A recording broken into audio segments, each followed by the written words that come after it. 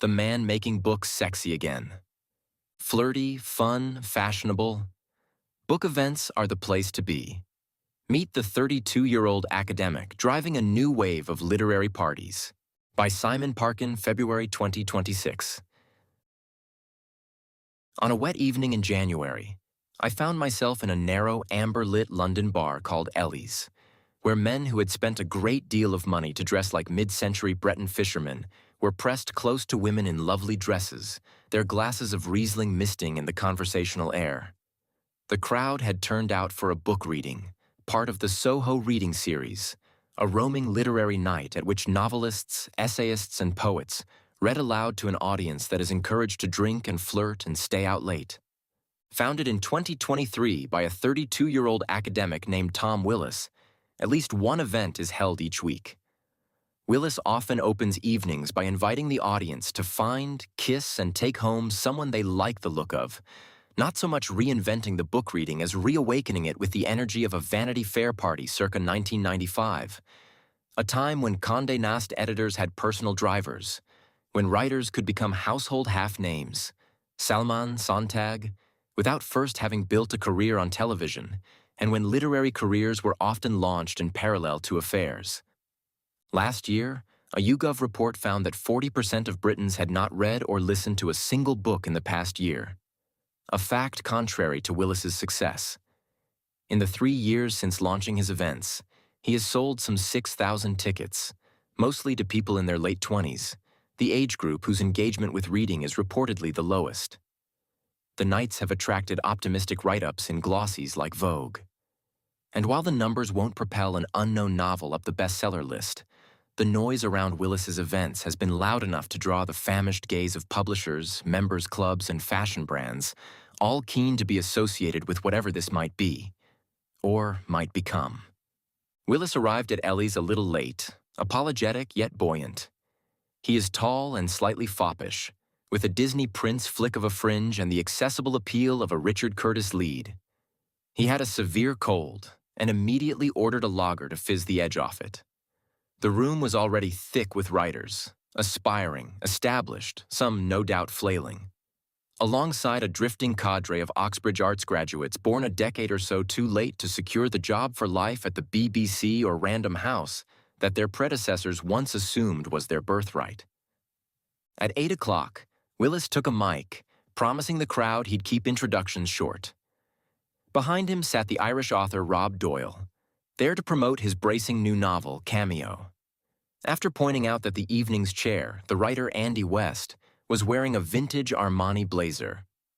"Look at it," Willis said. He apologized for his own outfit, which he thought shoddy in comparison.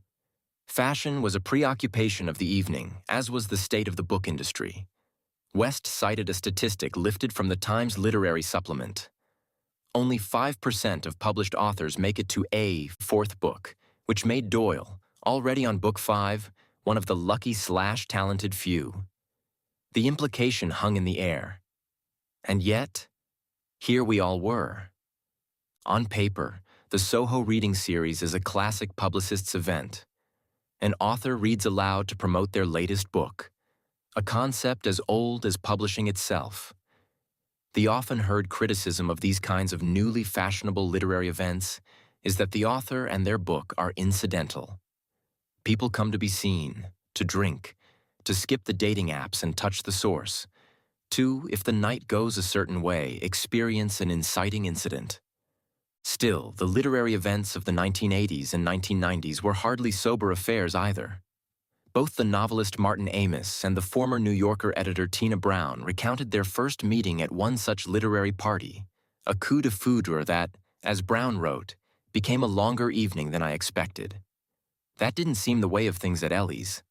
The audience was respectfully attuned to Doyle's readings, though I found this to be understandable. Each one contained an unignorably vivid description of sex. As soon as Doyle finished, Willis moved through the crowd like a practiced host, pulling people into his orbit. At my stool, he gave me an enveloping hug and immediately apologized for infecting me with his cold. When his girlfriend arrived moments later, so pretty I almost lost my footing, they kissed, fully and unself-consciously, inches from my face. I wondered then, is everyone here about to? Or maybe, with the car and the kids and the 3 Kindle pages before I pass out nightly routine, I had simply forgotten how these rooms typically work. That, after all, is the promise of the Soho reading series. Something Jane Austen-esque in spirit. Not escapism exactly, but the suggestion that stories might still rearrange the social order, and that something delicious and unplanned might follow. Sometime later, Willis prized apart from his girlfriend. "Sorry," he said with a crooked smile. "I'd better give out some books." A few days later, I'm sitting at a corner table in the pub Willis suggested we meet, near his East London home. He's late. "Sorry," he texts. "I went to the wrong pub." 10 minutes later, he arrives and greets me like a beloved school friend, making it immediately clear how he persuades high-class writers to endorse his events. Still, relatively little is known about him. Based on his well-to-do accent and the Tatler-adjacent demographic of his events, people assume some sort of hereditary pedigree, and he does not rush to correct them unless asked directly.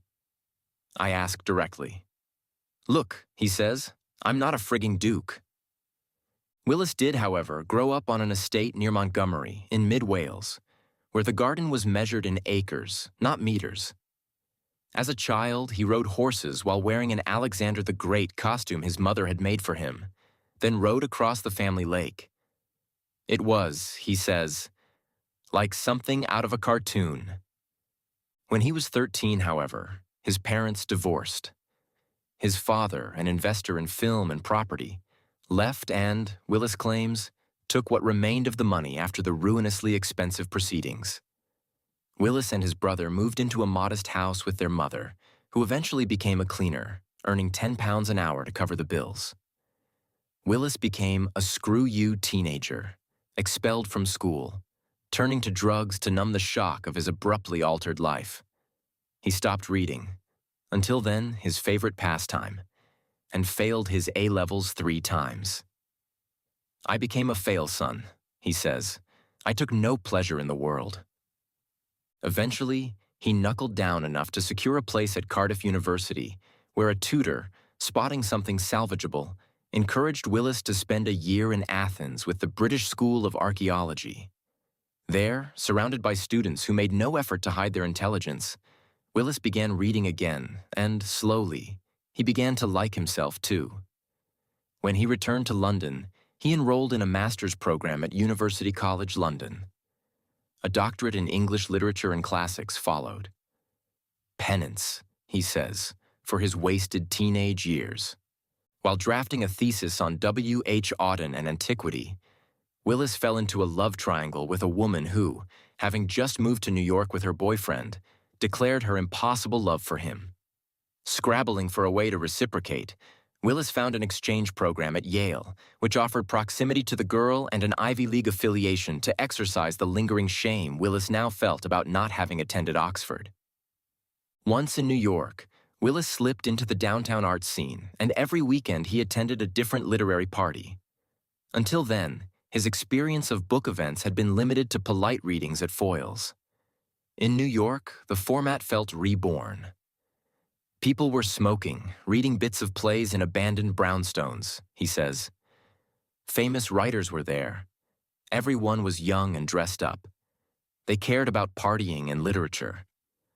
Willis became friends with the New York-based literary critic Christian Lorenzen, a contributor to Harper's and the London Review of Books. Lorenzen places the rise of the events Willis encountered within a post-pandemic loosening of literary infrastructure. In New York, there has long been a culture of readings that take place outside bookstores and formal publicity circuits, he told me recently. But since COVID, that tendency has accelerated.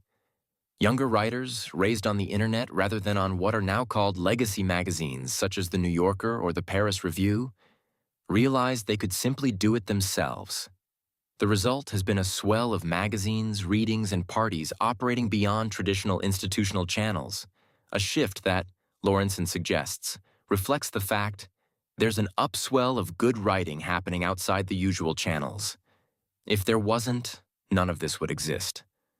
For Willis, the weekly literary party became a form of mind, body, and soul pilgrimage. I feel so much more inspired when I read a little, he says. You have these sentences in your head, then you step outside, awake to the thrum of life. I wanted to be around people who felt the same way. When his year in New York ended, he returned to London, determined to recreate the nights he'd loved in the U.S. The woman he'd followed to America had since broken up with him. Perhaps, he thought, if he could build a similar book scene in London, she might emigrate too. She did not. Here, privilege played a vital role. Willis's father had just bought Black's, the private members club founded in 1764 opposite the Groucho Club on Dean Street, and he agreed to let his son host a trial event. 50 people turned up to that first night, including several figures Willis describes as micro-celebrities from the New York literary scene. One of those in the audience was Olive Parker, a creative director in her late 20s, who had recently returned from a stint living in New York. She came across the event at Black's via Instagram. Weird place, she recalled recently, but everyone was interesting in different ways. There were 6 readings that night. Some people did nonfiction, some poetry, others autofiction. Some of it was very serious, some of it very funny. From the outset, Willis was unapologetic about what he was trying to build. I came back with this very American enthusiasm, he says. I was pretty shameless. I told people this is a scene, this is cool, you are cool. Parker recognized the ambition immediately.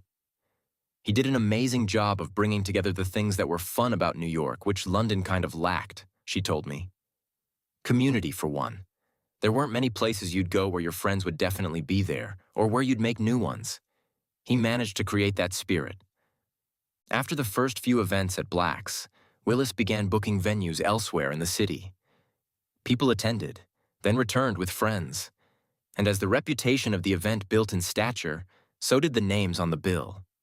When Jeff Dyer, one of the few genuine grandees of English letters, first met Willis, he was at a vulnerable moment, ego-wise. He had recently been touring Homework, his memoir of growing up, and the experience had left him dispirited. It included a couple of quite frankly dismal old-school events in bookstores, Dyer told me recently. Everything felt a bit worn out and half-hearted, and very badly attended. Willis told Dyer that he ran reading events that reliably attracted hundreds of people, and Dyer signed up. Then he learned that the venue Willis had booked for his event was in Walthamstow. That, Dyer told me, was a bridge too far. Dyer canceled. Willis regrouped, soon returning with a more extravagant proposal, a Jeff Dyer gala evening. It really was a lot of people, Dyer told me, a properly riotous atmosphere. The gala was held at the Mandrake Hotel, technically Bloomsbury, but Soho bordering. There was nothing dismal about it at all. Dyer, as the headliner, was last to step up to the microphone. I've done enough readings to know that while your ego's pleased to go last, quite often what that means is that by the time you reach the stage, everyone's had enough, he said. But in this case, they'd all stuck around. Dyer harbors no illusions about the crowd's motivations. A lot of them were there to drink and party, he said. But a light dusting of literature on a good night out sounds great to me. And they can't stay at the party forever. When they get home, maybe they end up reading a book by an old duffer like me. Not everyone is convinced by the series' reputation as a matchmaking engine. Parker thinks the dating aspect is oversold. I wish that was more the vibe, she says. But every time I go, it's just a bunch of guys looking at the girls, not really talking to them. At Ellie's, an attendee described the crowd as the most beautiful women you've ever seen, and 20 of the weirdest men. For Lorenzen, the recurring question of whether people attend the new literary events for the books or the party is beside the point. I don't really think that debate is very interesting, he says. If people only wanted to socialize, there are plenty of places to do that any night of the week. A reading, by definition, involves listening. Scenes, he adds, are not measured against some idealized historical salon, but are put together by whoever is around, who's active, who's writing, a contingent mix that shifts over time. If they didn't care about writing at all, they wouldn't be there. Not every author is able to read their work aloud to a crowd. In fact, Willis has only come across a few that really can, and the variability in quality of performance has, at times, resulted in poor reviews. On Reddit, one user described the evening she attended in 2025 as slightly mortifying, complaining that terrible, muddy prose was being elevated into a spectacle for dishonest reasons. Mostly so rich young people could get together and play act as literati. The event, she added, was for social climbers and wayfish young women looking for artistic yet still wealthy boyfriends. Austen's Ghost, take note. Of the criticism, Willis says, "People love shitting on things, but then he claims to welcome it. Bad publicity," he notes, has a way of lodging in the mind. More substantively, other observers have pointed out that both the audiences and the authors at Soho Reading Series events tend to skew white and middle class.